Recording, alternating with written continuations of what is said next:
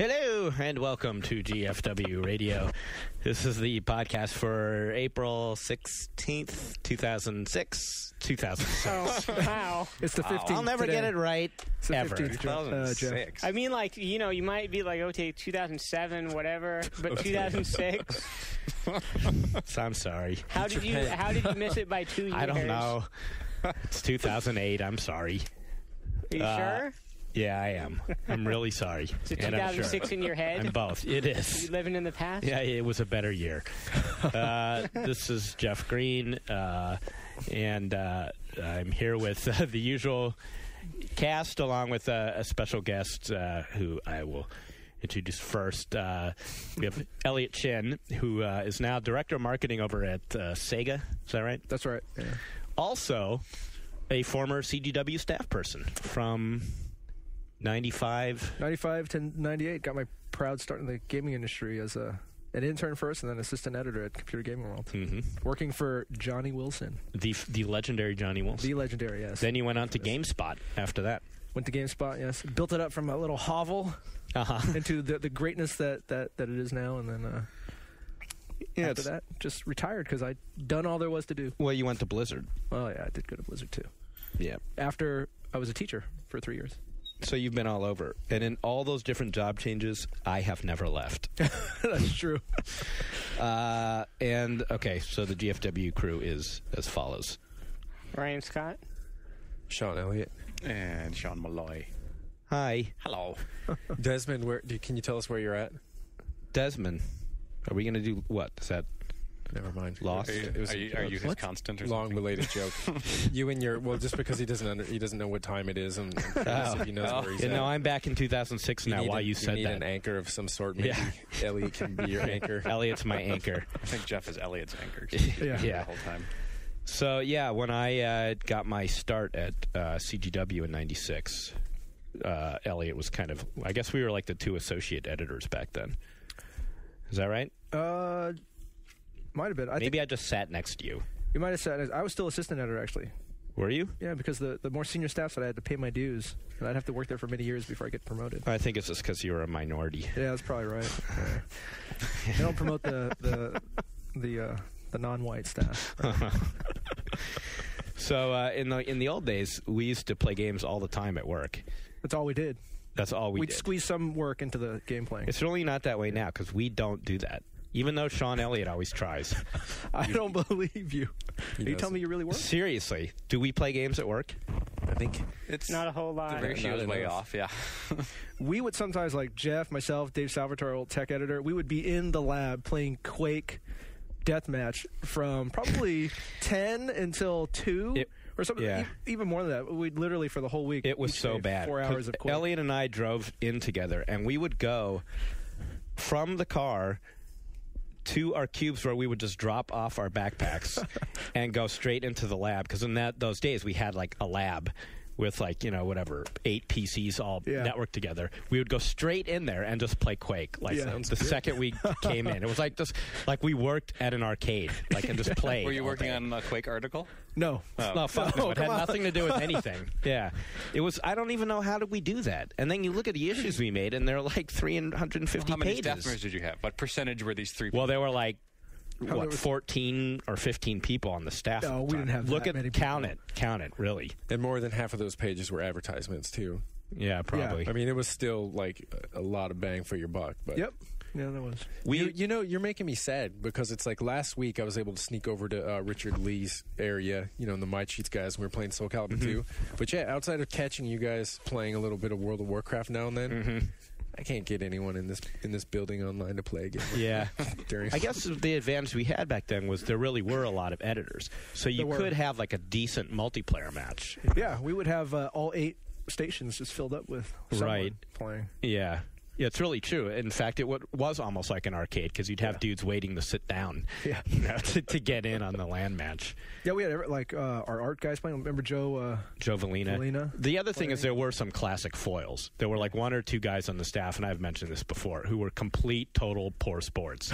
So you wanted to play just for the opportunity to make them feel shitty. Oh, I know who you're talking about. Yeah.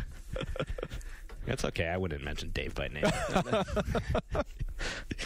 Yeah, don't because The guy who would I the live guy who would close to him, throw so- shit, Yeah, like in righteous anger when he would get fragged. yeah. Bullshit every time.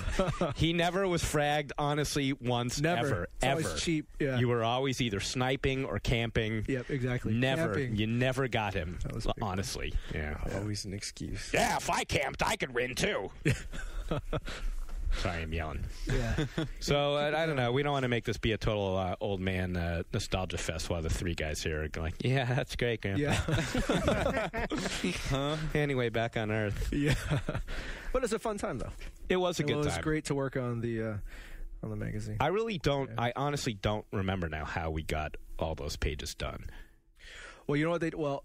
You and I probably were responsible for at least like 50, 60% of it. We just we would write a lot of shit and then hope no one saw it and just put it in the magazine. We did write a lot in those days. It was very, very, very different in those days. What was that red caption that you wrote that we were looking at the other day? Oh, my God.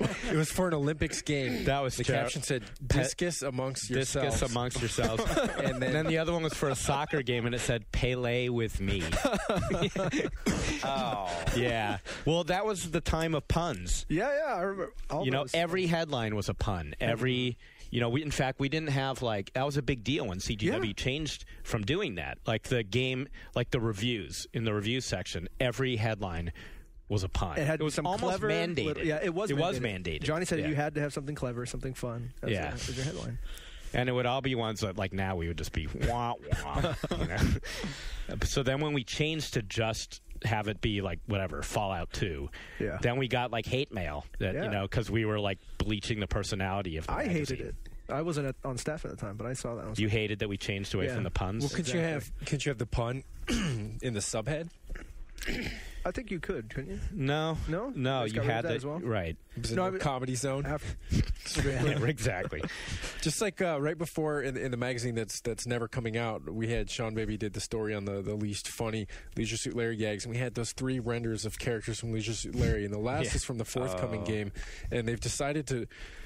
It's this weird hybrid between the stylized cartoonish look of the game, but then also normal mapped 3D rendering, and so the Larry's uncle or whatever this character is the most grotesque, nasty thing ever. But we had this thing where we continue to refer to him as like a trash bag full of tapioca because he basically.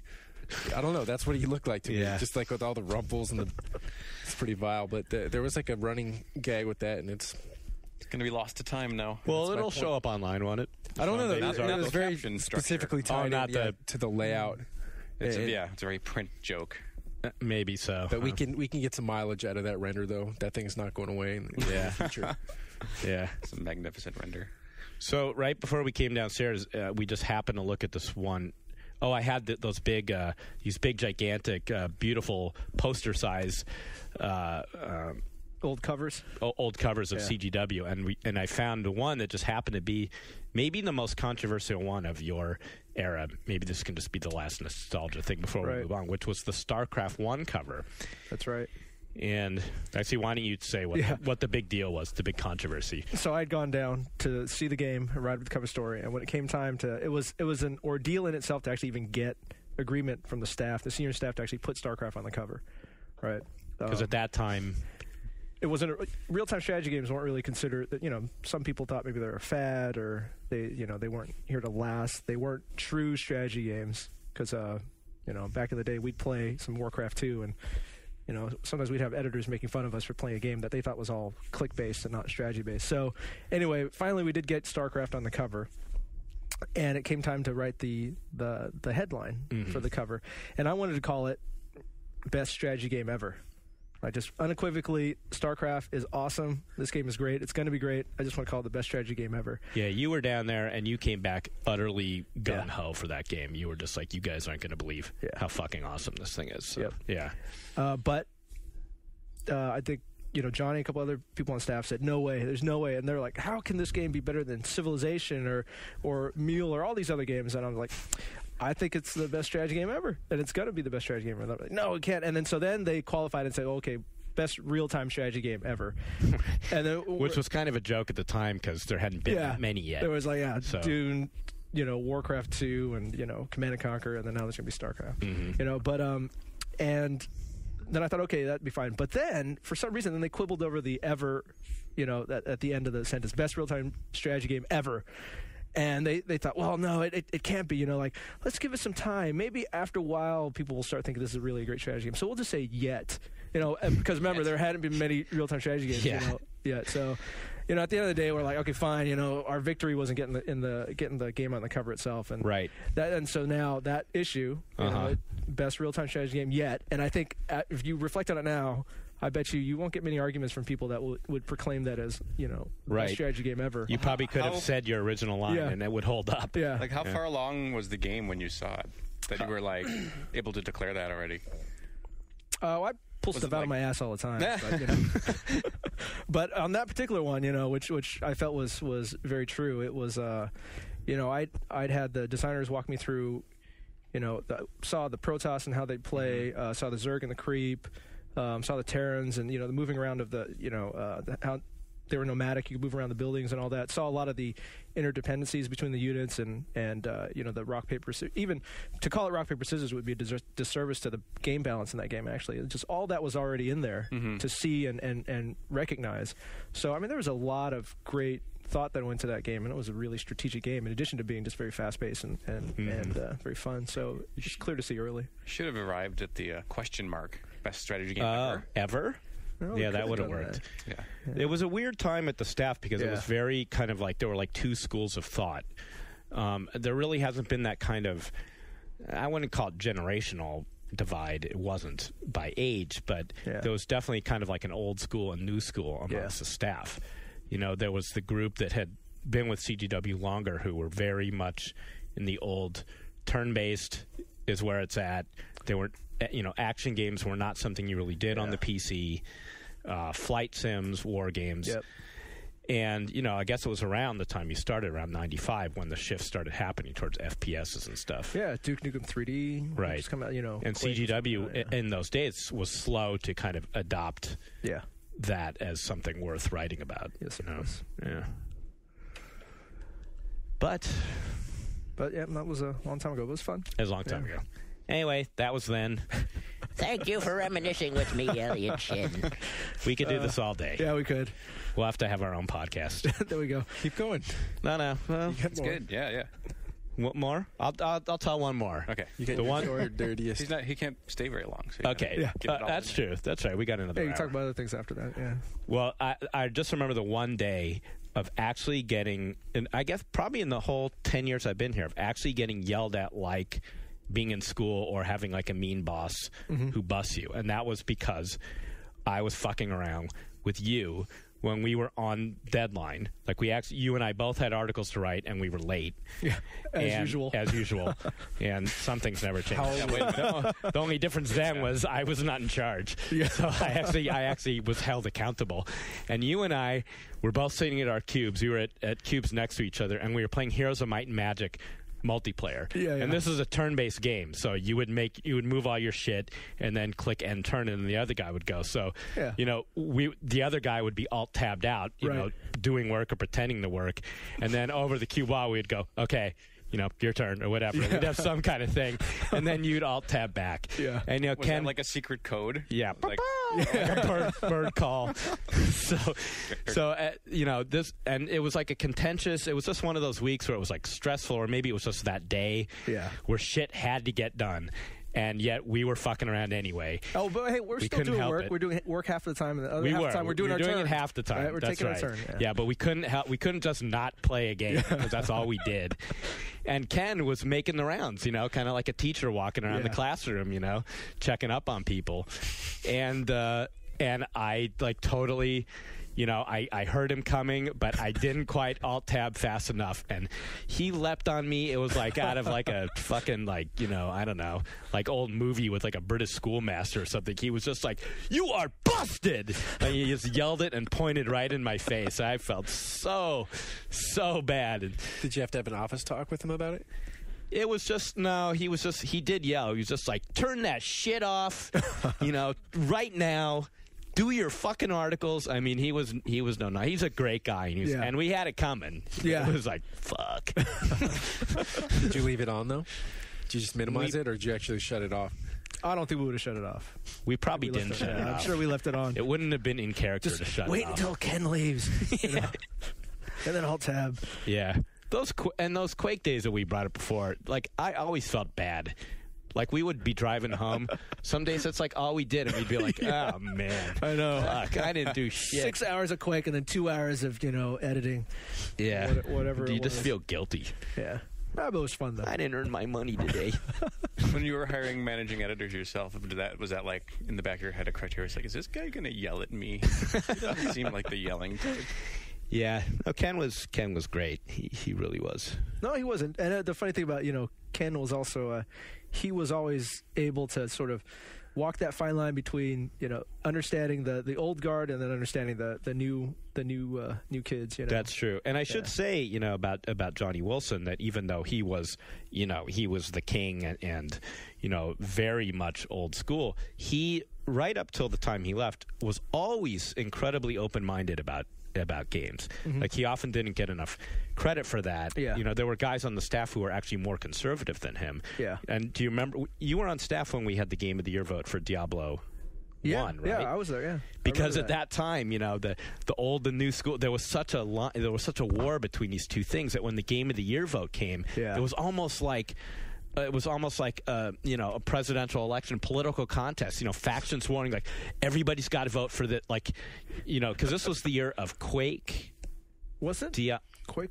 I'm going to blow this. The same year as Diablo? But I just remember we were going around scheming for votes because we didn't want whatever. Civilization 2 might have come out that year. It was either Civ 2 or it was Alpha Centauri. Oh, it could. Maybe. There was some old school turn-based strategy game that Elliott and I were determined was not going to win. And so we were going around the office like, you got to vote, if you like this or this, just vote for Diablo. Vote for Diablo. Yeah, even if it's your second choice, because we don't want this other game to win. Because CGW will look too fucking old if we do that. So don't vote for that. And in the end, when the votes were counted, because we did a secret ballot, and Diablo was the overwhelming winner. Like, we were totally surprised, even though we were lobbying for votes. Yeah, the vote was so lopsided that we had no clue. And Elliott and I had written down before, well, we know Johnny's going to vote for Alpha Centauri. We know that TC's going to vote for, or whatever game it was. Yeah. And it turned out that Johnny had voted for Diablo. Yeah. And that totally surprised us, and that was one of the things that made me realize, he was always going to be kind of forward-thinking, no matter whatever reputation he had. So, yeah, that's true. Yep. Those are fun times. They were. There's similarities. It sounds also like, imagine people that were working at Rolling Stone at the time when hip-hop was just starting to blow up, whether or not the magazine should cover that. And then to a different extent, even now, there's like this thing that I run into when I talk to a lot of the younger people here, and they're like way into shooters. And it's like, we just have to agree to disagree that, like, these are meant to be played with the mouse, depending on the one. I always have to say that. But for the, and then I just, like, I'll just watch a video of, like, Quake 3 tournament play or something, and I look at that, and I'm like, how can any gamer look at this and not say, you know what? He's right. Yeah. You can't do this with the controller, And it's like, part of it's just experience, I just feel like, you want to, when you play that kind of game, you're in the competitive mood, you want to be the best that you possibly can. And I always feel like, this is a handicap, this is a crutch, and I can't, and it's like entirely impeding my ability to do what I want, That's could be a generational thing. Yeah. It's funny, though. There are going to be kids that grow up now that will never have known a shooter with a mouse. It's just going to be then it will, like, really then there'll be started with Halo. Cyclical thing, and it'll be, like, reintroduced as a gaming device, and it will, like, catch on again, and people will be like, oh, my God, have you tried this new interface? I actually remember when you taught us, Elliott Chin was the one who taught us how to circle strafe, because how do you need a lesson in because that? It was new at the time. All we had was the keyboard, remember, in the old days for Doom. So you're using WASD and the arrow keys, right? Yeah. But you, like, that's like, when you went to the arcade and played Battlezone, did someone have to teach you how to do it there? Well, no. We had to keep your... I don't know.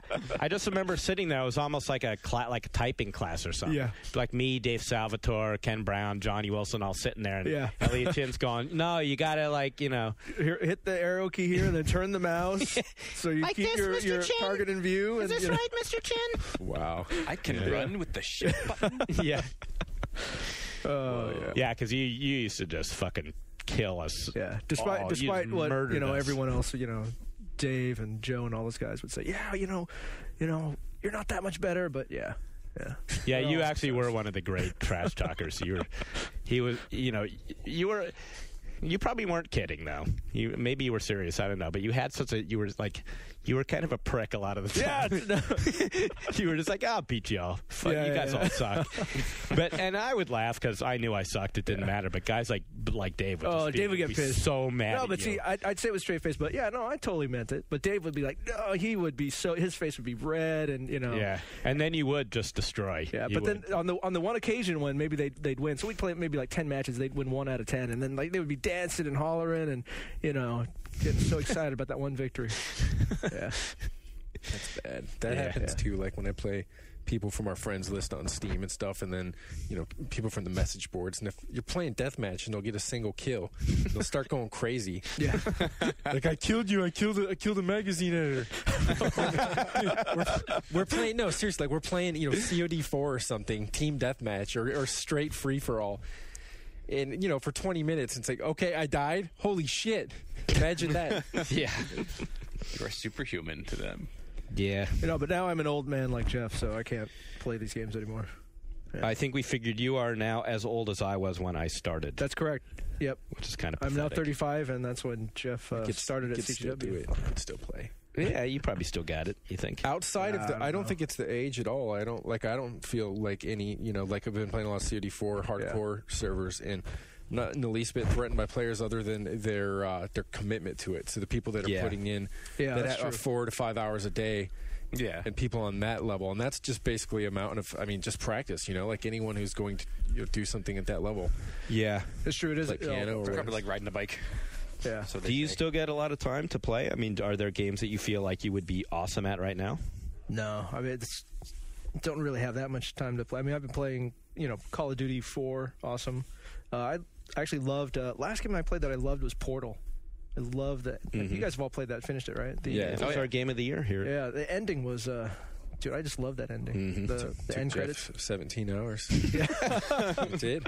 It did. You could look on my Steam account. 17 hours. Yeah. Nice. How do you feel about that? Good going, Jeff. Yeah. He's not even surprised. But no, Company Heroes. I play.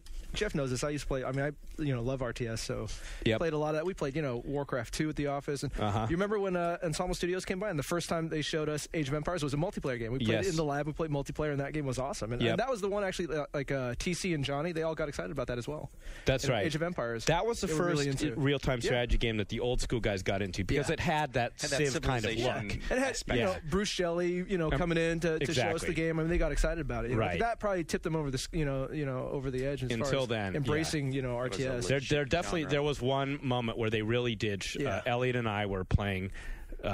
I guess it was Warcraft 2 in the lab, and they came over and were basically like pointing and laughing, because we thought we were playing a strategy game and didn't know any better. Yeah, that was infuriating. But we did get them to play Age of Empires, though. They actually did play that, and that was one of the rare games we actually got the entire staff. Because in Quake, like the older staff didn't play that, but at least with Age of Empires, we even got, the old timers to play that game. And that was one where we had 8 people. We even had Charlotte played one game of Age of Empires. You remember that? Yeah, the editorial. Actually, in those days, the editor-in-chief actually had an assistant. Wow. That's how big the staff was. Yeah. Yes. And we got her to play too. Yeah. Yeah. That was the game where, we all kept aging up, and we were in the whatever, and near the end game of Age of Empires, like early on, and the guy who was the strategy game editor at the time, so the guy who ostensibly would be the best. I don't know if he listens to our podcast. I don't know if he does, but I'd be running through his Stone Age cavemen with my bronze cavalry, just chopping them to pieces. Right, the guy's still in the Stone Age. Like, how you get up there so fast? What you doing? Like, dude. Strategy editor. Did anyone ever use hacks internally in one of those matches just to piss someone off? No, we don't. I don't need hacks. Well, I'm not saying you, but maybe someone. Maybe the shit talking guy Maybe this that Dave got fellow. insanely irate. Yeah. No, I don't think anyone ever. I don't think No one ever resorted to cheating. That was a much simpler time back in the 1800s when we used to. Dave just called everybody cheaters. That's battle all. with the fisticuffs and all that. I don't think we actually had cheating. No, yes, we did not. You would just claim cheating. Well, camping was cheating. Camping was cheating. Sniping was cheating. Yes. Yeah. Anything that killed you last was cheating. Yeah. Joe Valina, he was cheating. Rushing was cheating. Rushing was definitely cheating. Yeah. Turtling was cheating. Turtling was cheating. Denny Atkin was the classic turtler. Yes, he'd want to hole up and wait. He was crazy. He in Age of Empires, he was the classic turtler. He would build a city and then wall it in like, walls in walls in walls. It would be impossible. And then he would build the wonder. Yeah, he'd try to build a wonder. And, a notice would come up, because if you build a wonder, you win. So you don't win instantly. We have time. You don't win instantly. It takes a while to build it, but a notice would come up, player Denny is building a wonder. And so at that point, in the meantime, the rest of us are all fighting all over the map. And then that notice would come up and we'd all be, fuck, everybody go on Denny. Yeah. And often he won because he was so frickin' walled in, there was no way to get to him. By the time he we knew. never left his base. He would play every multiplayer game. He'd never leave. His whole map must have been a fog of war. Yeah. Yeah. That's cheating. That's cheating.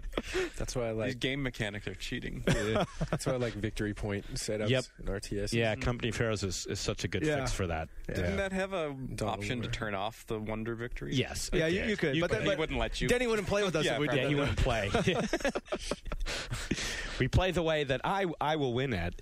That was like what you want, Steph, when Dave. I had this like sort of weird. The only game I ever actually had this weird like actual innate good talent for multiplayer was Interstate 76 multiplayer. Yeah, that game Do you remember was awesome. Yeah, I actually ended up being really good at that. And I used to play Dave all the time, and it would piss him off. He would get so angry that so you beat mad. him. So angry. Yeah, because he couldn't deal with the fact that I could beat him at something. Because I was just like, the carpet for everybody in every game. So he always knew he could get frags off Jeff. So he and I would play Interstate 76, and I could totally kick his ass. He got so fucking mad that he wanted to find another car game to beat me at, because he couldn't beat me at that one. Did he have like art? Did he like really try to justify it and talk about how scrubby that game was and how it was impure, that there was no that it favored chance? Well, he would always have Dave. If you're listening, I love you, man. But that's the thing. We loved working with everyone. We do. He really is a great guy. Yes. But your sportsmanship needs a little bit. He would always find there'd be some excuse why Interstate 76, it wasn't fair or whatever. I never won clean in anything, but I would always beat him. So anyway, he decided he had to beat me in another vehicle game because he couldn't beat me in that one. So we decided we were going to play Need for Speed, and he was going to beat me there. Maybe you were still on staff, I don't know. But he would... I think I was. Yeah. He would... basically, all he did was memorize one track only, and he got it to where he was perfect on that track. And at this point, like, I hadn't played it at all that much, but he would only play me on that track. And I was like, dude, let's go to let's have it all things be equal. Let's go to a track where neither of us know it. And he wouldn't do it. He'd only play in the track where he could kick my ass. Like, okay, all right, you win again, Dave. Good for you. Plays these things. Yay, you won. It's like would he go publicize that victory around the office? Yes. Yeah. I got green. It's like playing with your 2-year-old and letting him win in checkers. Yay, you won. Yay. Oh man. Love you, Dave. Yeah. Elliott Chin, you need to go back to work. I need to go, or else my shiny Prius is going to get towed. Yeah, go make money for Sega. Yeah, absolutely. Thank you for indulging in CGW nostalgia. We'll walk down memory lane, yeah. Yep. Yeah, absolutely. And whatever the hell you're working on at Sega, I hope it's going well. You have any big announcements for us? Right here to announce on the One Up Show? Yeah. Yeah? No, on GFW Radio. GFW Radio? 2006 edition. 2006. September 16th. Yeah, 2006, yeah. Come up with a game from 2006 that you're announcing. Yeah. Yes, Medieval 2. Total War. Okay. That one coming out in 07. Yeah. Yeah, nothing we talk about here, but, maybe you guys come by Gamers Day. And are we invited? You should be. I mean, you guys are still, certifiable editorial. We firm, are. aren't you? Yeah. We're full-time editors for OneUp.com. Yeah. Then you guys should come over and check out some good games. All right. You guys have done right by the PC in Yeah. recent days. So. Indeed. Yep. Yeah. Stay tuned for more news on Empire and stuff like that. Space Siege. Bugs All Steve right. Grow, we want to find out about aliens. Oh, aliens. We want, Yeah, we want to yeah. basically do our own story on it rather than A PC store Yeah. for aliens. Yeah, absolutely. and or anything Bring 'em console. I mean, all the lineup that I'm aware of. You've got a Well, Alpha Total Protocol, War the and so Obsidian guys are working on their RPG their for spy it. RPG, Oh, right. modern day RPG, and that's got it's a 360 and PS3 SKU, but also PC. wow. Yeah, What's it called? Sounds cool to me. Alpha Protocol. Alpha Protocol. Oh, that's right. That was the one that was on GI. cover of GI. Yeah. I wanted to. You know what? That was like I wanted to read that story, and the issue we got it had a printing error.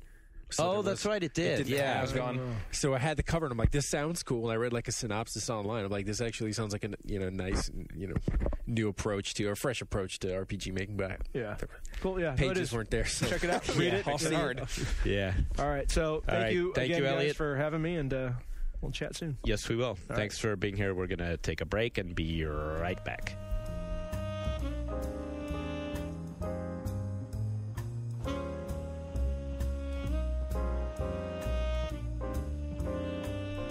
Then we're back. You guys all done chewing now? No. You guys are eating the most gnarly looking shit I've ever seen. Hey, this stuff's Kinda awesome. like day glow looking sour tongue tinglers. They're called, and I guess they're like gummy bears in the shape of pacifiers. it's not gummy bear. I It's thought they were Sour Patch Kids, but the texture is way different. It's a a lot. special request, and We actually do want to thank the fellow who sent these in to us as a kind of a thank you, a GFW thank you. I'm hugely thankful for them because I think they were supposed to go to me, but because they were addressed to you, now it's like they're in everyone's care, and I get to have a few. But I specifically mentioned somehow, I don't know, like international candy came up on one of our threads because people, I don't know, people were talking about like going over to Tim Hortons in Canada, having their donuts and coffee. So I mentioned, I used to live at the Canadian border in Washington State, and how much I love their candy there in Vancouver.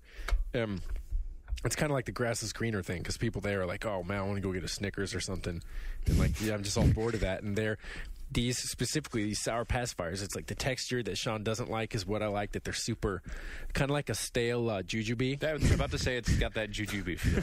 but like a Stuck degree in my teeth forever. and sour in a way that like shames Sour Patch Kids, which are also from Canada, I think, in the first place. And they're awesome. And I mentioned it on a message board. And here And they lo are. and behold, they arrived not only that, but in a package that was wrapped up in the infamous vampire cover Yeah. of Computer Gaming World magazine. Right. So that was pretty awesome. The nice guy who sent it to us is if you just give them to me. Aaron Simmer from the website The Armchair Empire, and Aaron has done a bunch of interviews with me over the years. I think starting from before I was. I didn't editor-in-chief. know this. Yeah, every year on his website he would interview me until I think at one year I actually stopped emailing him back just because I'm an ass. He has the So I'm sorry, Aaron. on the because we could NeoGAF do it again. forums then, because that's where I was like posting and talking. Okay. With them. Reconnect. So you need to connect the dots and see. Yeah, see what let's this hook tag up is on again, there. Aaron. It was all my fault. It wasn't you. It was me.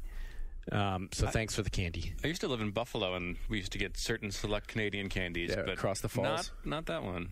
We used to get the Smarties, which are in America, Those are Smarties are tart sugar things. It's But in M&Ms. Oh, Canada, yeah. they're M&Ms. It's like Canadian M&M. Yeah, very strange. That used to baffle me. They got Cadbury Flake. I can't deal with this texture either. I just can't. I can't do it.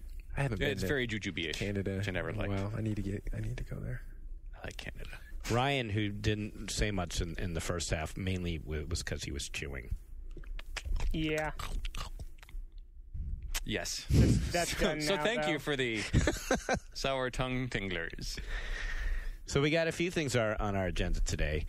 One of them, Sean, you made a pretty lengthy post on the blogs this week about the reaction to Ngai Kroll's post about the Resident Evil 5 trailer and the what he believed was racist imagery in that trailer, and you made your own comments about that and the reaction to his comments. And want to start with that's that. like a and there's that's a that, debate and that's been going on since E3 of last year. Well, it came back up because there's another trailer was issued. And so the story that we're talking about appeared on MTV's multiplayer. I think that's another online blog as well. Yeah. And Guy Kroll's Newsweek Level Up blogger, and basically it was an interview with him and someone at the MTV site. Just about this trailer, and they'd been having this discussion about, just I think race in games in general, and then out of it they decided that this would, merit its, and wisely decided that this would merit its own story, and because it's sort of kicked off like just this huge, I would like to say debate, but I don't know, it's gotten a lot of attention and a lot of reaction online.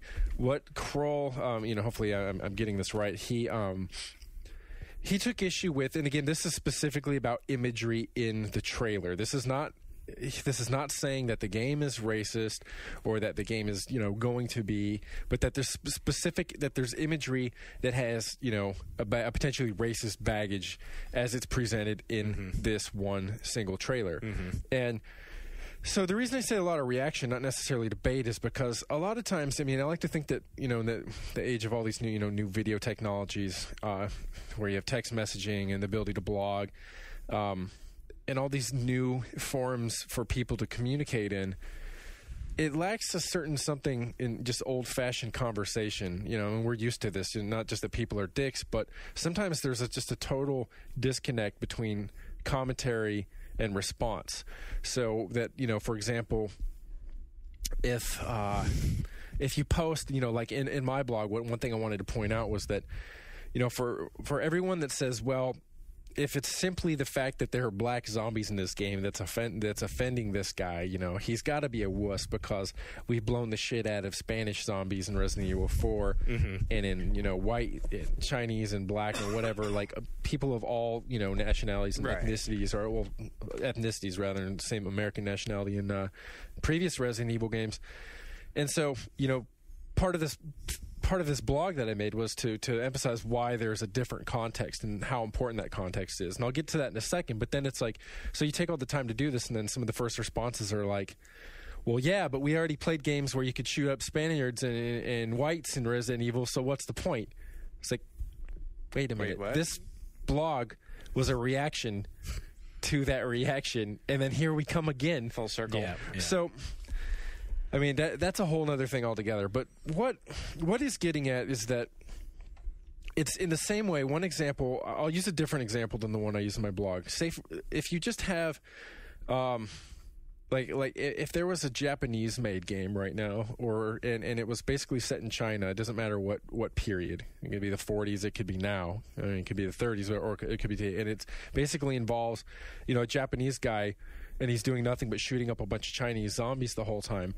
That is different, and that context does matter, and it's going to be read differently by different people than if it were a Japanese guy in a Danish village or something with a bunch of Danish zombies. And that, of course, is because of the history of Japanese invasion of Manchuria and then the rest of China.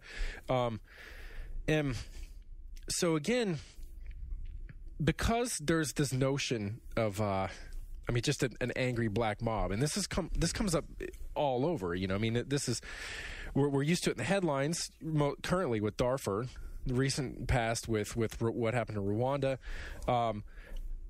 The imagery of it is associated all the way back with antebellum America and just the fear of slaveholders of slave uprisings and stuff. Right. It's come again in popular imagery through the Watts riots, through the civil rights, after Martin Luther King was assassinated. Right. Everything from Katrina and stuff. These fears and these general scenes where you have a bunch of black people, right? The Rodney King riots, running riot, right? And because of that fear and that imagery, even if people aren't able to specifically pinpoint all these things, another one would be the Battle of Mogadishu, right? The people are familiar with it with Black Hawk Down. Yep. So that's there. And I think when part of the, when they're making this game, they know that, the developers of Capcom know that if we have this imagery, it's not going to be just the same as here's just a change of scenery, that this is going to be evocative, and, it's going to, move people, and it's going to fascinate some people, it's going to scare other people and stuff. But part of that is because of all this history that I'm talking cultural about. baggage. Right. And they're drawing on that. And so part of the point I was making is that, this could be okay. The main thing about this is that neither I nor N-Guy, we have, different, I try to outline where, our perspectives on it might differ a little bit in my blog. But I don't think anyone here was saying, oh my God, this is an outrage. No one was outraged about this in the first place. And I think a lot of the responses kind of assume that if you're bringing up race, that you must be just you must be downright indignant. It's like you are ready to go to war over this. And instead, it's more of just a really, hopefully just a measured and thoughtful response to, hey, looking at this, here's some of the things that are interesting about this. And a big part of the reaction, I'll let you guys jump in, but it seems to be that the people are so used to looking at games as nothing but escapism, and purely escapism, and they can't see how something could be both escapism but can also have implicit messages in it, and can also be worth discussing in a way other than what happened when you pressed this button and whether or not you were compelled when you pressed that button. Right. And for us, I think whatever our backgrounds, mine and N-Guy's, we're very used to this thing. You can watch like Toy Story or something. At the same time, you're like, doesn't that look cool? You see, the reflection on the spaceman's helmet, and you're like, oh, this is also interesting. You have something to do with cowboys being this hero for boys and stuff, and then it's moving on to astronauts, and there's some stuff going on there. It's not just that there's... And because if you were to step in and make some comment about, hey, pay a little bit of attention to the specificity of these toys and the roles they're playing in this movie, it doesn't mean you're not having fun with it. Doesn't mean you can't enjoy it, and that's not even a bad thing. But I think a lot of the audience online is just not used to that in the least bit, so they get really defensive, and they're also, rightly used to becoming defensive about games because they're attacked in such ridiculous and egregious ways on, on the news networks and Part of you kind of wants to say like, hey, don't give them fuel for the fire, Don't criticize it for racism, because then you're going to get those people riled up. Yeah, the yahoos riled up. Yeah, that just suppresses rational conversations. Right. Which is the problem with discussing anything like racism or sexism or homophobia on the internet is it's so tied in with people's identities, and on the internet it's so easy to not have an identity, so you don't know anything about the person who's responding to your responses. Right. You can't assume anything about them. You have no idea what their perspective is, what their background is. And they don't offer hugely it important. Yeah. The shared assumptions that you can have when you have a conversation with someone.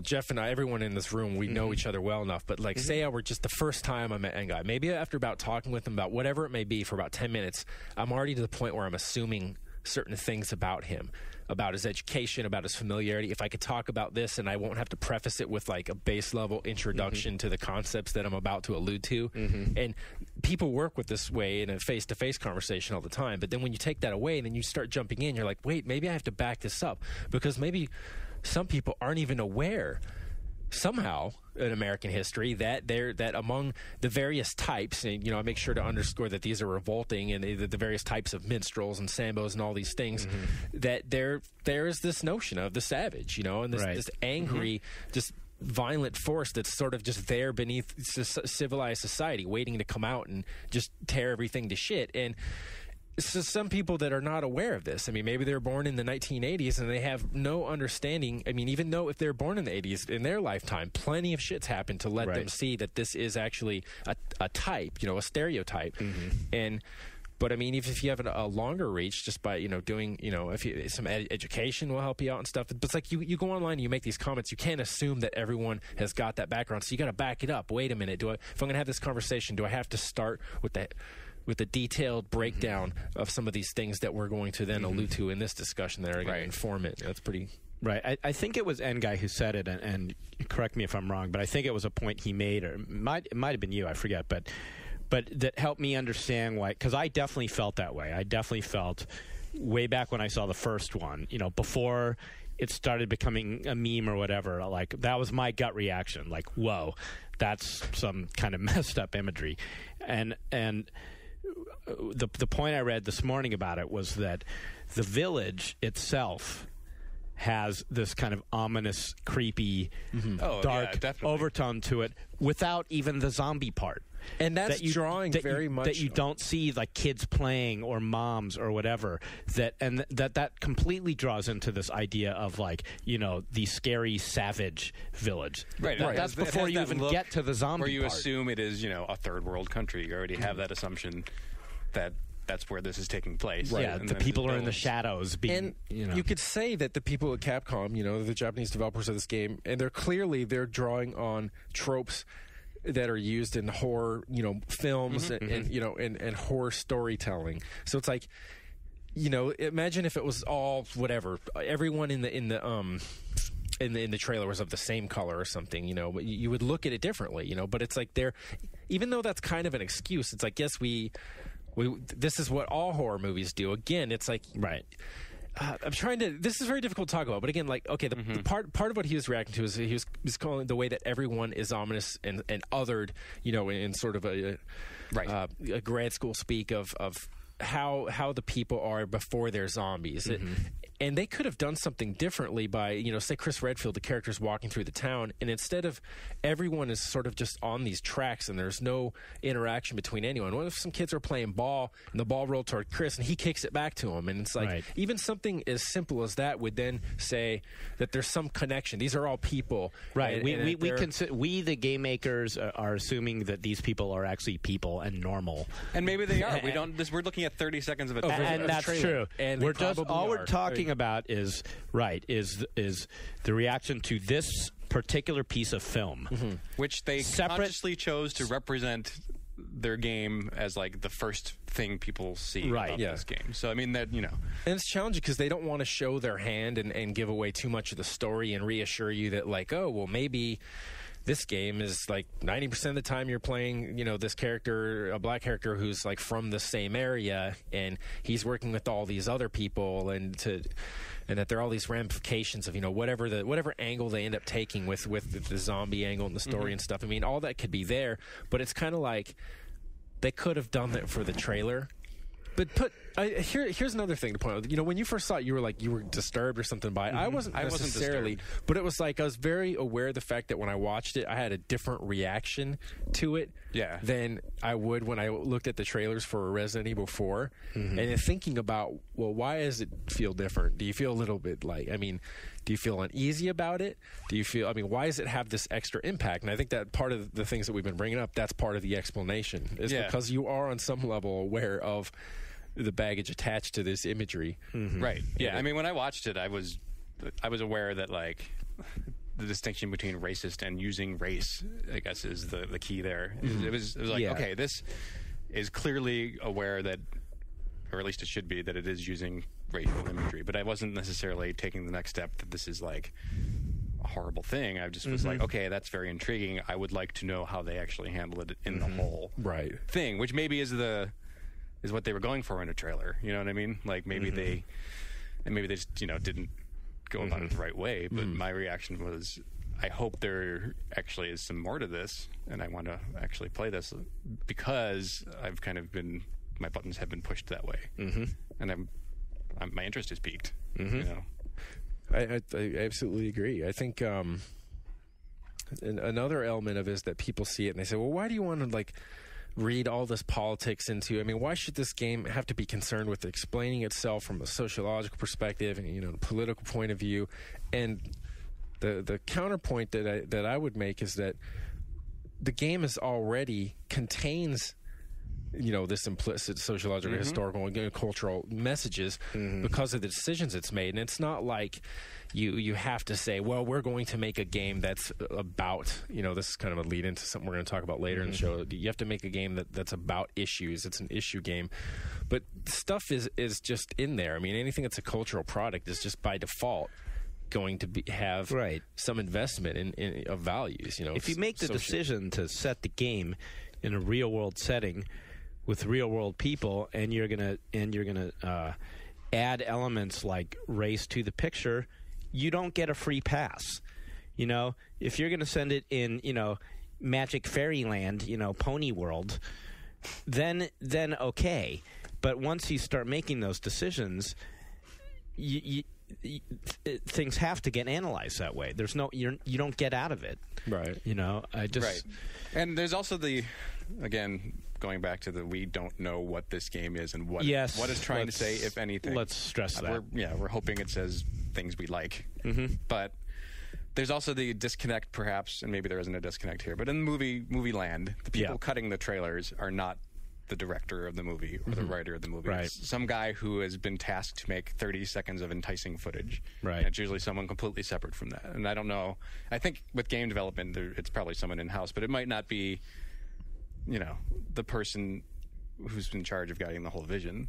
So it might have, and I don't know for a fact that maybe the director of the game did cut this trailer, but maybe there's just two separate people working here, and like the guy who over at Capcom was just like, you released that to represent my game, and there might just be complete unawareness whatsoever. I mean, I think it doesn't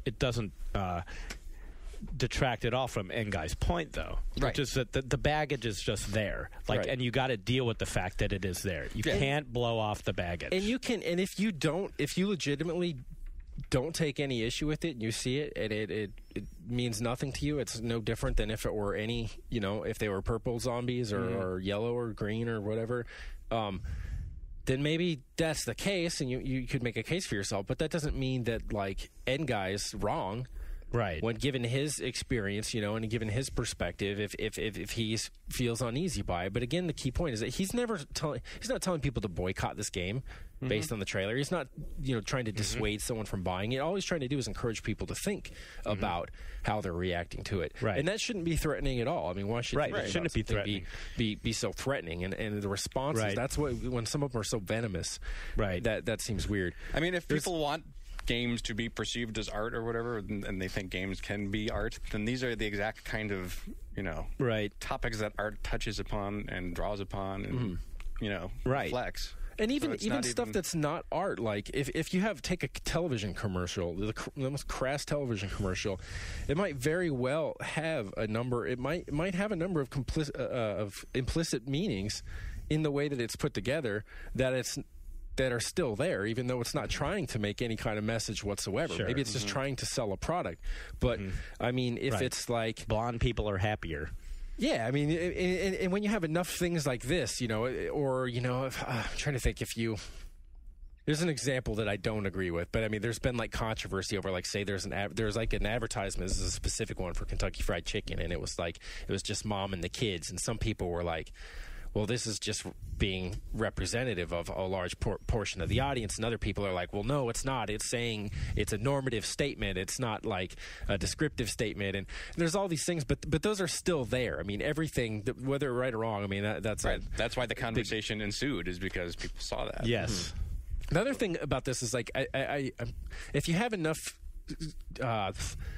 pop cultural points of, you know, reference where, like, Black Hawk Down and you know, games like this come out, and then over time what happens, I think, is younger people are just sort of used to seeing these, and they just become a convention or a trope, and then after a while, for some people, they just become divorced from the context of where did this imagery arise from in the first place, and then you kind of lose that. And for me, it's like I mentioned in the blog, it's like, well, you're borrowing, you're taking, you know, you're using the impact of this imagery to help make your game, you know, to lend the extra degree of, you know, impact to your game, but you're not acknowledging any of the baggage involved with it, and that was a bad thing. And some people were like, well, what? You think that Resident Evil 4 is supposed to explain Darfur? It has nothing to do with it, and that's ridiculous. Of course not. But what an example of acknowledging it would be, like in the example, in the case I provided, would be that if Redfield kicked the ball back at a kid, and it was just kind of like, hey, it's a kid playing ball. Here's your ball, kid. Right. Like, that would be an example of acknowledging that, like, okay, that these are people. It's not, and that there are reasons, no matter, I mean, how barbaric and brutal the real scenarios are, or ones that are just largely just based on xenophobia or just fear,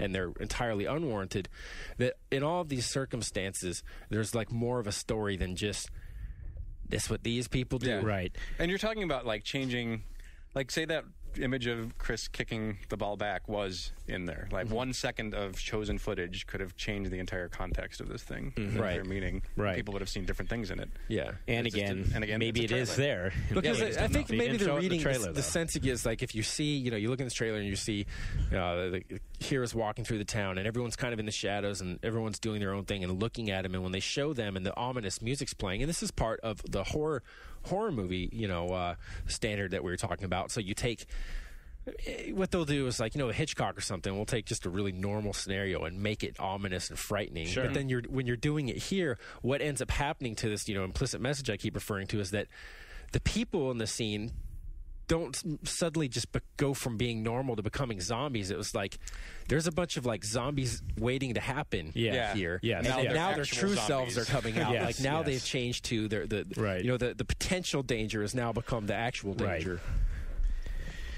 I had an interesting experience when I was sick, and my wife and kid would bring home movies, and at the time we were going through this. My daughter's 14, and I thought it would be fun to watch some of the 1980s John Hughes teen movies. I figured she was old enough for the Ferris Bueller's Day Off and all that. So one of the movies we got was 16 Candles, which in my mind, from memory, was very funny. And I thought it would be great. It's got a female protagonist who's a redhead like my daughter, so I thought she'd identify with Molly Ringwald. So we got 16 Candles, and we watched it. Do you guys all remember this movie? Yeah. Yep. Well, we get, 15, 20 minutes into the movie, and along comes the character, Long Duck Dong. Yeah. And What's happening? Hot stuff. and watching it now in 2008, do you remember what they did every single time in every scene when you first see him? No. Do you remember? No, I don't remember. On the soundtrack, there's a gong. Oh shit. Every single time. Like yeah, basically, it's like, bong, every time. And to watch it in 2008 with Wow. my 14-year-old daughter, who is, a pretty aware kid living in Berkeley, I mean, I didn't have to say a word. She was like, Dad, this movie's totally racist. Like, it ruined the whole experience. I mean, we ended up finishing it, but we stopped laughing and enjoying the movie because this character kept ruining the movie for us. Yeah. And and everything he says is like, oh, sorry, mister, whatever, and it's the most like grating thing. And this movie, and the thing that got me though, is this movie is not that old. No, it's not. But at that time in 1984, it was still okay to do that. That at that point, the accepted wisdom was you could have an Asian character. Apparently, you can have an Asian character in a movie in this country, give him a stupid ass name that's going to make us giggle. Oh, it's like penis, and you can and you can even have convince this Asian actor to read these lines in this offensive way. Yep. I mean, we had the same. I mean, this is an older movie, but I remember I was on like a classic movie kick, and then we rented Breakfast at Tiffany's. Yeah, well, that's the other. That one's and worse. I had no idea that was in there. Yeah, that's and worse. then you get. Oh, you get, jeez. Was it Mickey Rooney? It's Mickey Rooney. Mickey Rooney dressed up as an Asian, and he keeps going. He's got like these big buck teeth. Yep, big buck teeth. And he keeps calling her Hari Go Rightry, and her name is Holly Go Lightly. Yeah. And like this is like the joke the whole time. And we were just sitting there going, "Oh my god!" And that's like the only thing I remember about this movie now. Yeah, which is still It's supposed to be like a it's considered a classic. Yeah, it's got Audrey Hepburn in it. In her prime. Truman Capote book. Right, it's a Truman Capote book. It's considered a classic, and right in the middle of this classic movie, you've got Mickey Rooney dressed up with buck teeth talking in, fake Asian talk. So, I mean... Did he have the big goggle glasses on? It's all but that, yeah. I mean, you go ahead 20 years and you're at 16 Candles, so at least they still got to have an Asian actor doing it. That was the advance they made, but they're still calling him Long Duck Dong. Yeah. But I mean, I guess just the point relating back is that that baggage existed all the way up through the 80s, that it was okay to just make a movie where you can just make fun of Asian people. Right. And then there's the obvious like The Simpsons or whatever, where everyone is a target and suddenly it's not so bad. Like if you do see the same stereotypes, like Apu is obviously the convenience store owner who's Indian. But if you have a whole collection of stereotypes, suddenly that makes it okay. Right. But like if you just have one, it sticks out like a sore. And the collection of stereotypes and just sort of the collection, the aggregate of these things are telling over time, largely in retrospect too. I mean, what pop cultural, some books, magazines, movies, games, and stuff choose as their villains, it often turns out to be telling in the long run. Like, of course, in the second Cold War, during the second Red Scare and during the Cold War, there, were all these things like Invasion of the Body Snatchers, and you have, and stuff that was parodied, like in Dr. Strangelove with, the communists trying to get your precious bodily fluids and stuff. But you have all these, you look at it and you're like, oh, giant insects and stuff after the atomic age. Sure. And all these, what are we afraid of? And so you look and it's like, well, it's a movie about a giant ant. Like, what are you trying to say? It has something to do with culture, and that people are maybe afraid of, like, the dawn of the nuclear age and things going, the atomic age and things going crazy, And then you look at games for the longest time. Russian attack and stuff, There was like the commies, that was the Rambo and stuff like that, and the commies were the enemies. Then, like, for the longest time now, in a great many games, it's Arab enemies. What's great though is that Nazis never go out of style. That's why. Fads will come and go. Sure, your Russians are bad guys for a while. Then you got your Middle Easterns, but the Nazis will always be around for us to hate. Warms the heart. So, God, I'm like, I don't know what to say, because I'm also sick of reading any preview that has to do with, like, that starts off with killing Nazis never gets old. There's many of those. So, like, maybe there's some future. I don't imagine that there's going to be, like, some trend that, like, Resident Evil is the start of the new, whatever the city, if it turns out to be in Haiti or something, or if it turns out to actually be in Africa, it's in fact in, Somalia or whatever.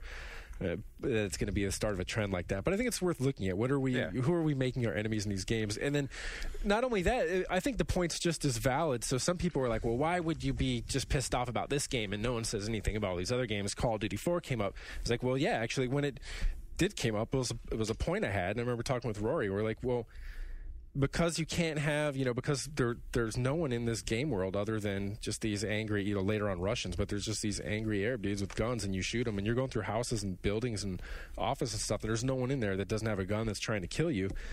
Like, well, there's an implicit message in here that this world is popular, that Saudi Arabia, they call it something else that's unnamed in the game, is got nothing but dudes who want to kill you in it, and there's plenty of people who do want to kill you there, I'm sure. But it's like, it's just a side effect of the way it is. Part of it's technology. If you're going to have, it's very easy to have just an enemy, and his AI is to run out to this one point of cover and then wait there and then shoot at you and try to kill you. And then when you kill him, to have his clone run out from the same spawn closet and do the same thing. It's easier to do that than it is to have, someone screaming and freaking out and hiding when you're running through their house in the middle of a firefight. And then not only that, then that poses this other host of problems. Like, well, what happens if you accidentally shoot them? Are you making a game that depicts, American and British soldiers as just indiscriminate, war criminals? Then do you have to punish them and make the game start over and piss off? And then are you, like, having directly negative consequences on gameplay because of it? So there's all these reasons that you're like, that limit you and that make that help control what the game is, other than just like, well, we don't want to do it or we want to do it. I mean, there's a big bunch of reasons behind it, but it also means that games in some ways aren't the best suited for these really thorough looks at big issue things. And this we could use to lead into very nice segue, Sean. NPR topic. Very nice. So today's All Things Considered on National Public Radio, there's a quick segment, and their summary of it is that some say video game makers are squandering their cultural clout by not making games that contribute to the national conversation about important issues such as the war in Iraq or teen pregnancy. The segment then... Sorry, I didn't mean to laugh. I was just trying to imagine a teen pregnancy video game. Let's move on. Well, see, there you go. There's your conversation. So part of the discussion, that they had little sound bites from, taken from interviews, and they had Harvey Smith, who worked on Midway's Area 51 Black Site. I might have it backwards. Yeah, Black Site Area 51. And they sort of said that,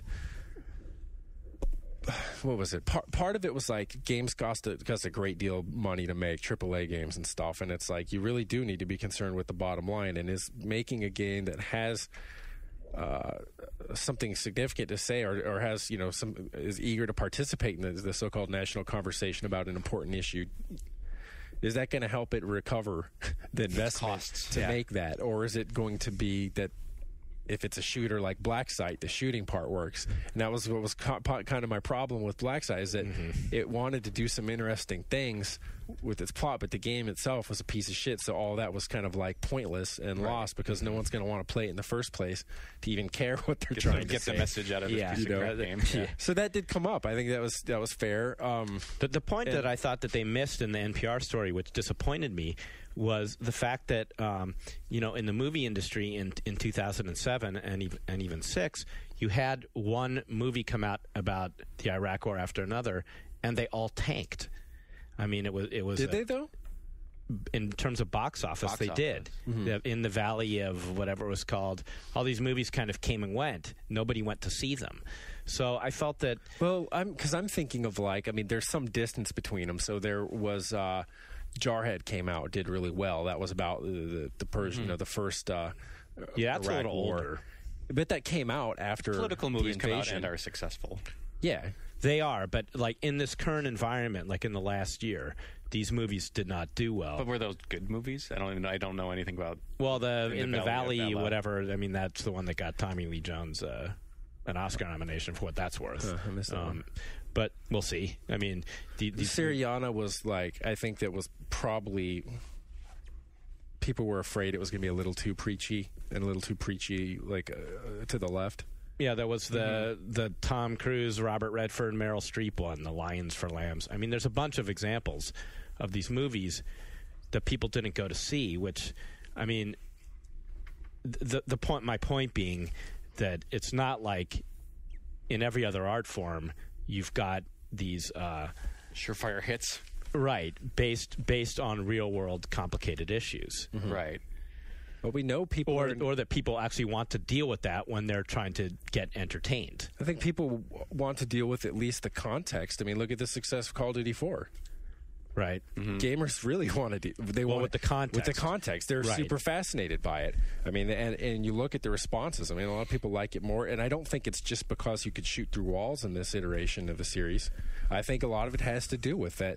You think about it, and you're in a certain age group, and these themes fascinate you. Yeah. But do we want education? Do we want edutainment in our games? I mean, you start adding, whiffs of, I'm going to teach you about these things in my game, and doesn't that start being it's an all in the immediate presentation. turnoff? If you're gonna be all like preachy, right? No, but if you present it in a compelling way that is more of a story, then yes. No one want. If you told me the movie was a didactic, and I wouldn't be interested either, because you don't want to. Like with Jarhead, it was a really good movie. You don't.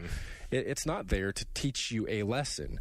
It's there to contribute to a conversation and encourage people to join in that conversation, to think about these themes and then talk about them. And so to that extent, I think games are doing it, because there's a conversation is emerging even about just this trailer for Resident Evil 4. And it ties back into what I was saying about you don't have to necessarily try. It's not like you have to say this game has a message and I'm going to... This is a good chance to bring something up. 2 weeks ago, I mentioned reading Ted Rall in the context of talking about Buzkashi, and a few people were like, "Oh God, you read him? What the fuck is wrong with you?" And that was really surprising for me to see, because I was like, "Is the assumption that to read any material to say that you condone and advocate everything in here wholeheartedly? That's an idiot's literacy." No one does that. Yeah. Any good reading is argumentative through and through. The whole time you're reading it, you're engaging with it, and you're like, so no, because something is on my bookshelf, it's now my Bible. Right. I could read Mein Kampf. Yeah, and it doesn't mean anything like that. Yeah, when you open the cover, you're not signing a contract to say I am going to agree with everything I'm about to read. Yeah, this does not happen. And then sometimes, like if the book is doing absolutely nothing but preaching to you as a choir, it can be very boring. I mean, I like books where I have really heated responses to them. Last night, it was almost like I almost wanted to talk out loud to a book I'm reading because it was pissing me off so much. But at the same time, turn a page, I'm like, okay, I really like that. I'm just going back and forth. But so to take it back to the point, it's Susan Jacoby's The Age of American Unreason. We'll talk about later. Part of what was getting me so upset is because her wholesale dismissal of video games is anything but just a junk activity through and through. Right. And she just beats the shit out of Johnson for his Everything Bad is Good for You. Oh, yeah? And all these other things, yeah. And, I mean, she's got some points, but at the same time, in that case, I mean, for every good point she's making on another page, it's like, seriously, you haven't played a game, and you're not aware. I mean, you've clearly done some research, a little bit of research about games and the kind of games that are out there, but not much. And this is just, like, frankly, I'm in the process of writing her a long letter. But anyway, I want to, for this NPR thing, there's some good feedback on our message boards, on the one-up forums. And I want to, like, just read a few snippets and maybe see how you guys react to them. So, Perry Good and True, his reaction was that you can't just have fun anymore. Everything requires substance. This is struck through. It says everything requires an agenda. That's what they seem to insinuate. When they play hopscotch, the first number represents the number of people a minute who die from tobacco. The second two are the number of people who die a day in Iraq. The third is the number of animal species that go extinct each month. And the next set of two are the number of people diagnosed with AIDS in Africa in a week. The last number is how many tons of recyclable trash is not put in the proper container a day. It's not even a little fun to play. You don't need to validate your hobby beyond the fact that it's fun for you. Nobody plays to be moved by some deep statement. You play to play. Why the fuck would I want distressing real-world issues in my escape from the real world? Part of my answer to that is, like, again, go back to COD4. Right. It's totally fun escapism, but distressing issues are in there, you know? They are. You don't have to think about them, though. You do. The fucking nuke goes off and you die. Well, sorry, spoiler. No. Oh, no. Sorry. Wah, wah. Well, I'd say that... Are we past the statute of limitations on we COD4 are. spoilers? This game has sold many million copies by now. I think that qualifies as distressing. No, that did have disturbing. There were a few in that game. There were. You're right. There are many. Yeah. At the very beginning of the game. Yeah, I mean, at the very beginning. You're put in the point of view of someone who's beep. And did you appreciate that? Or did you? I did. That is a great example. You're right. COD4 is a great example, but I can't think of many more other than that, though. Well, it's possible in recent times, but it is possible. Yes, it's just not possible. very prevalent. It's possible to do that and still be entertaining. So yeah. Well, there's BioShock. I mean, you can go and play BioShock and say, I love figuring out the best way to kill the Big Daddy. I love finding out the quickest way to harvest this little sister. But then as you play it, the game also is saying many, many things. The various characters and their journals, the way that the world's constructed, the way that the different figures in this world are interacting with one another, and the positions they're in, those are all making serious, significant statements, thought-provoking statements. And it's like, this is what I mean. You can have the cake and eat it too, because it's just, or you can think about it afterward, right? I just thought, ooh, that's purple. That's how I love BioShock. Are you sure you're not talking about Halo? What, purple? Gold. I mean, I don't know. And this isn't a lot of this discussion is about politics specifically, but like if you look at like a game like Silent Hill 2, where the mechanics of the game are not what's fun about it, but it's like the really disturbing and psychological ramifications of certain imagery and certain things that happen in it, and like that's where I extract my quote unquote fun, even though it's not woohoo fun. It's just like interpreting these messages and like seeing that, hey, Pyramid Head kind of means something here, and like I get what they're saying, and like, oh my god, this guy did that. Yeah, it's just all of these like realizations that are fun in like their own unique definition of fun. I don't know what I'm really saying there, but it's just like fun is different when you're talking about part of the fun. Think of Portal. Yeah. Part of the fun in Portal that everyone talks about is figuring out what it means. What does it? I mean, what does it mean in the context of its own story? Is there anything else to it? What this cake shit keeps coming up? What's this about? Right. You know.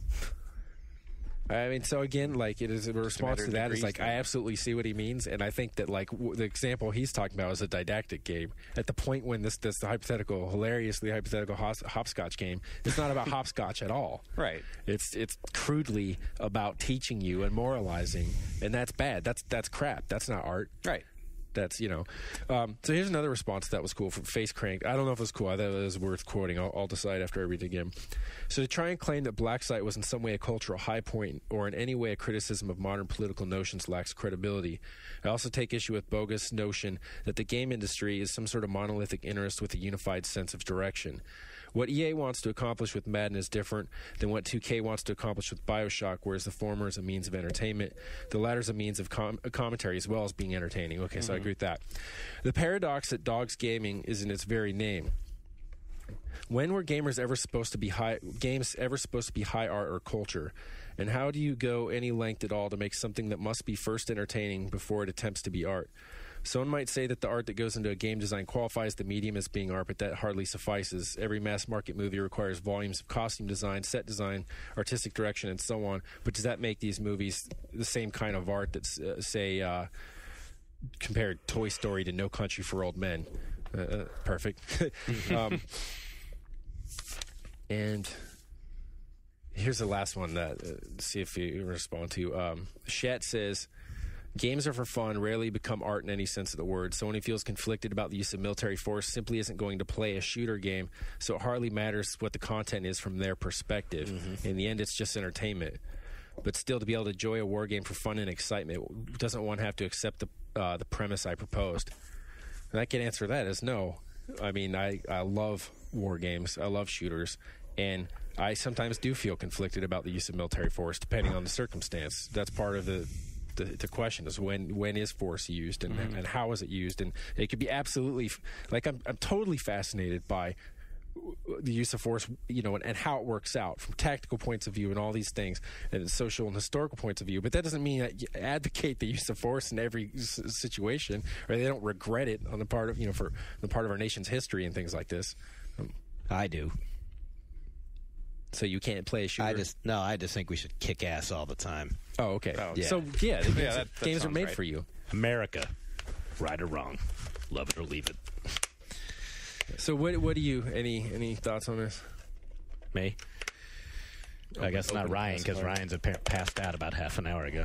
Hi, Ryan. I'm here. Okay. What are you talking about? All right. Yeah. Well, I think you said it right, and these actually were amazing posts that you read here. Those were really well thought out. I think that.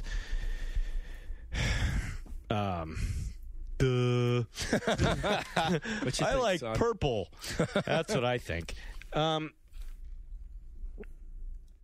don't know. I have nothing to add. Yeah, just the original NPR thing. It's good that there's yet another media story that's about games that's not simply saying that, hey, by the way, you can rape hookers in this game. Right. It was good in that story that they took kind of an open point of view. They didn't start on the attack. Games aren't doing this, and that's bad. They raised the very question. Should games do? Does it matter that games do it? And some do. They even acknowledge that some do, but they're small time games sometimes, or they're like infotainment games that you're talking about. Sure, there's a difference there. Well, they also brought up this whole notion of player control, which and they bring up The Sims as an example, The Sims. where they're like, how can you have a message in a game where it's totally up to the player to determine whether you're going to torture these people or whether you're going to have them live out normal, happy lives, or whether you're going to have them, go down a dark corporate path, and the answer is, like, some games aren't like that. Yeah, that struck me as a cop-out because you're like, again, with most games, and this is part of the point of BioShock, is that you really have little to no control over the outcome, and you're still being told a story, and the blanks you're filling in are so specific as to be ultimately meaningless. Do you shoot this guy first or this guy second? You're still shooting them. Yeah, and this, again, to bring up the old stupid art argument, that was like Roger Ebert railed on and said, like, the main reason he thinks they can't is because there is no authorial control. No, the game makers aren't ultimately in charge. And then, BioShock is the counter argument to that, or other games like BioShock, where you're just like, well, here's a game that's telling you, nope, Ken Levine knows exactly what he's doing. Right, and Portal as well. I sure. love to think of those two games together because but I think a guy like Roger Ebert probably doesn't even understand what a game is in the modern day world. He's thinking of the other element. He probably doesn't even know what games exist that have stories, right? To him, they're just things. You shoot at things. Dredge up the old Roger Ebert argument again. Well, sure. But it is that generational thing. We can put it in the context of Susan Jacoby, whose book I just mentioned. It's like you can tell, like, if you're going to be say you're an old crusty music critic, and you can listen to You know, you're say you're normally used to working in the classical field. You can listen to someone's hip hop record, and it won't take you any longer than it takes anyone else to listen to it. But to play a game and understand it, like if you were to try to give, you know, like one thing I would point out to her is company heroes and the way that it works, and that it's like to say, because her argument is that, you know, when you read a book or something, I mean, she's really big on literacy and just, you know, bemoaning the fact that That's among stupid. all these other, you know, these other things in American society that people are just less and less interested in reading in the traditional sense, you know, and she differentiates this between the kind of reading we do online and how it's, you know, qualitatively different. But so she said that when you read a good book, you're fostering thought and all these other things that are beneficial outside of the context of understanding that book's sequel.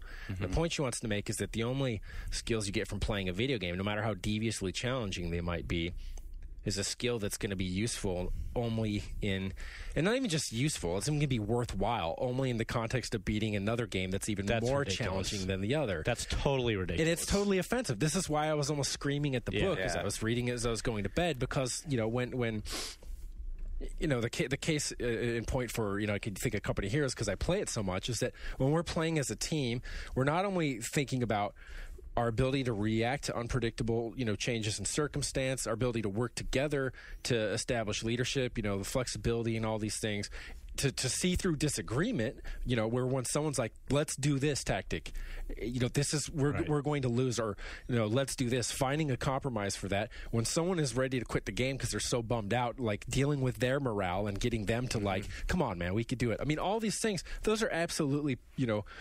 they're from her pragmatic, you know, criteria for evaluating the quality, the worthwhileness of a game. It totally passes the test because all of those are problem-solving skills, you know, and social skills that you use on a daily basis. Right. You could even reduce family. it down to a more abstract, that, you know, that doing logic puzzles is just exercising your mind in that way, in the same way that doing crossword puzzles is. You know, you could probably get the same writer and have her talk about crossword puzzles, and she's not going to make that kind of claim. Right. But I totally see that as sort of like a generational bias. I mean, and we have that, but that's the thing, is because it's like, yeah, you can't just immediately access a video game and say, okay, I kind of get it. Even though, like, you know, that music critic, the classical music critic who first picks up a hip hop album is just going to listen to it and be like, this proves my point exactly. I mean, if that's the disposition. But I mean, at least you'll listen to it. Right. Instead of Google it and say video games. Well, once again, the answer to all of this is that we just have to have all the old people die. Once they're all dead, then it's just us left, and we grew up with the games. And hopefully this argument, you know, maybe not this generation, but the next one, this whole games aren't this and games aren't that won't be around anymore, because the only people left on the planet will be the people who actually grew up with them and have a more innate, deep understanding of what they are and what they aren't. Right. To be fair, if everyone is doing nothing but playing games and watching we're in trouble. This other shit, then that's frightening to me as well. The reason I'm pointing out, we're trying, and, you know, and guy, we're having this discussion, and it's like, and people are jumping in and just like repeatedly missing our point. Then you got the thing where you may turn COD off tonight. Well, maybe we'll just be like limbless brains in jars staring at screens. You know, it won't matter. Blah, shiny. That what would be the point of keeping those brains around then? I don't know. Yeah. Let's talk about Ray Kurzweil. Let's have let's be hair splitting singularity. Well, because, you know, I mean, Ray Kurzweil, the futurist, his whole take is that because technology improves at a quantifiably exponential rate, that means that somewhere in the predictably near future, we're going to hit this point when we're able to make machines that can function in the same way that sorry, it's such a patronizing tone of voice for this, but that machines that function with the exact same capacity as the human mind. Right. And beyond that, Cylons. we'll be able to put our, basically, the equivalent of our conscious, the process of our brain, onto some sort of non or inorganic storage medium and continue to exist without bodies. And then the point, though, then there are those that are like, well, if this is the case and the machines become so efficient, then why would they want to bother putting the guy who whatever who eats a vat of gravy and wipes his mouth off with his breast.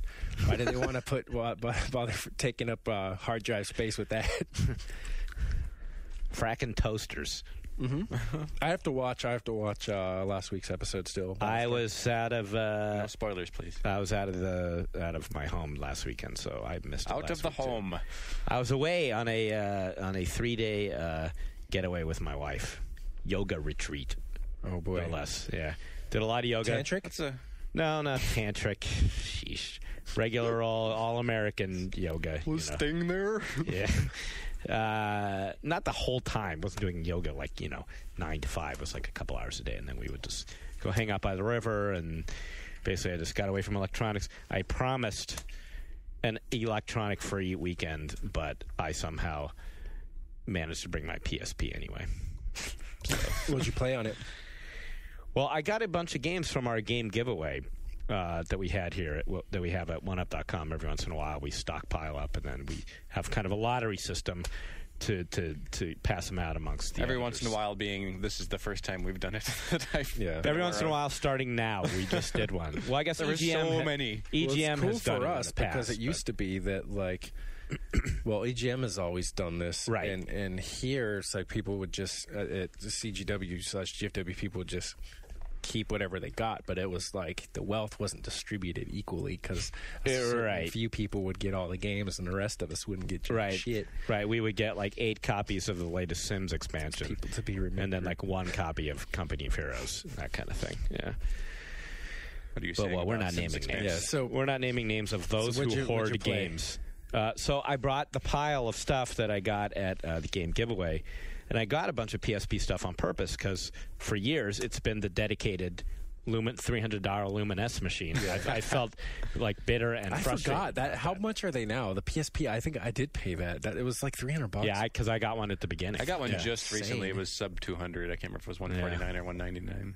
Maybe am I exaggerating? Was it ever 300? Maybe it was 199. Maybe it was 250. Some I don't know. I'm ashamed if I paid $300. Yeah, I know I paid a lot. God. I know I did. So I picked up a bunch. I picked up Wipeout Pulse. Nice, I got that too. GTA Liberty Cities. Stories. Liberty City Stories. Right. That's an essential PSP game. So you say. You mean it has the logo that says Essential PSP Game? Or? No, it's essential. Oh, you mean this is one of Ryan's essentials. Oh, I know what you're talking about. He's being sinister and coy here. Then I got a GTA is key. I got a tennis game Sega Superstar Tennis? Superstar Tennis, yeah, I got Sonic that. And Samba de Amigo play tennis against each I got some other... No, it's not that. No. Oh, okay. No. It's more like a... Top tennis kind of thing. Virtua Tennis. Virtua Tennis, right? yeah. Oh, okay. Virtua Tennis. Maybe you're just making shit up. No, I'm not making it up. Whatever it's called. What else did you... Anyway, you get to do a world tour playing tennis. I'm sure certain listeners know what I'm talking about. Sounds like a tennis game. Some other sports game. And then I picked up, just out of curiosity, I picked up Sims Castaway just to see what it was like on another platform. But they change them pretty fundamentally and make them more goal-oriented games that aren't really games. Well, that one still has a shrink wrap on it. Oh, and I got a collection of pinball. I got Williams pinball machines. Did you get? Well, there's the Gottlieb pinball collection. Gottlieb, for PSP. that's what I got. That's okay, but I also got the Williams collection for Wii, which has got much better game. We have we're from different eras, so maybe you like the really old simple boards. But I like Whirlwind and Pinbot. No, I'm not saying you do. He's but right. It's a possibility. Target. You are not insulting me. It could be you could be like, what I what the fuck is up with this clickety clackety circus of plastic, and rotating parts. You are absolutely right. Yes, and I like that. That was right. I get that. It's okay. Yeah, it's fine. We're from different eras. Yeah. So the thing about the Gottlieb one, it's cool, is that you can go through. It's sort of like an arcade, a pinball museum, and that they have some really old ones to the point where, good God, there's 3 bumpers up in the top, and you have 2 flippers, and the rest of the board is just like a wasteland of smooth wood. Yep. Wow. And they have those, and they do have some. They have some with multiple ramps and traps and things like that. Quadruple flippers. Yeah, that's pretty cool. Yep. Pretty fun on the PSP. The ones I ended up gravitating towards just over the weekend for no particular reason whatsoever were GTA, which I thought was pretty amusing because I was doing this whole peaceful retreat away from the city, away from nature. My wife didn't even know I had the PSP, and then late at night, I'm playing GTA. Felt kind of bad about that. Undoing your day's work. Yeah, pretty much, yeah. The karmic balance shifting the other way. And then, just because I couldn't help it, and it's where I'm at now after like 3 days of still being like, the PSP is going to be my machine for the next few days just for fun. I went back to Lumines. You did, yeah. Yeah. I got a bunch of PSP games from the giveaway as well, and I'm going through them one by one and finding myself, for the most part, really disappointed. I picked up Silent Hill Origins thinking that this looks cool, like really high production value, and I just, I played God of War was great. I think that was a fantastic PSP game. But so I started playing Silent Hill, and it was like, I don't know, I played it maybe for 2 hours, and I got to the point where, most games are the way that I'm about to describe, but this one is especially the perfect embodiment of where the design is to say, we really want to tell you a story. This is going to be the carrot that's going to lead you on, and we're always going to keep it like a foot in front of your face. But what the game is actually going to consist of is we'll create some geometry called a hospital. It's in every game, given a number of rooms, and we're going to keep you in a certain part of this building, and then we'll have a piece of a multi-part puzzle in each room. And we're going to keep you going back and forth between these rooms. Maybe now and then we'll put a dumb monster out for you to hit to death with a hammer. But then there will be like, say you need to get 7 plastic organs to stick in a plastic cadaver. And you got to go to one room to get a clue to get another. Then you go in another room and get a clue to get a clue to get another clue to get another piece of the organ, and you go on and on. You're like, okay, I've been going back and forth between these fucking rooms for 30 minutes. The end is in sight. There's this one door I know I basically need like a pair of eyeballs to open. I'm going to get to this door and it's all going to be good. They're going to give me a little bit more story and something's going to happen. But no, you do it and it's like, here's another little wing of the hospital, and you're going to do this again for another 30 minutes. But it's basically, I just seen do it, Like, I would rather just watch the 25-minute machinima that told the entire story and left out the part where I went back and forth between rooms looking for plastic organs for however many hours the game is in total. It's just a really shitty just design, I think. It's... Well, just, making the game longer for no reason, just for artificial methods. Right? It made me also appreciate why Resident Evil 4 seemed like such a step forward for the series. And even though Resident Evil has never been as bad as Silent Hill in this respect, but it's like you're always feel as though you are moving somewhere new. It'll never keep you in an area too long. It'll never just basically tell you, we don't got that much level here, so let's go really slow and enjoy the level we're going to give you. So yeah, it did make me appreciate that, and even previous console-based Silent Hills are much better. I think that this was handled by outsourced to a studio, and while they got the vibe and they got all the pieces of the formula right, it's got none of the magic, and it's even doubly frustrating because not only are you in the hospital, they find even more ways to get their money's worth from the geometry, because there's the dark world that you enter when you go and touch a mirror, and it's the same thing covered in different lighting and shit and puke on the Yeah. walls like they always are. The rust and the dirt. Yeah. Yeah. I like those games. I have never played any of I've only played the canon ones, like 1, 2, 3, 4. Yeah. And I I always love thoroughly it. I enjoy really want to those. see. I always talk about 4, The Room. I want to see that remade with the Room central is- premise of it is so fantastic. If they do something more with it and make the rest of the game good. Yeah, The Room had what you were describing almost for me, the actual game of it was so much more drudgery than even the other two that Yeah. I'd played before, 2 and That 3.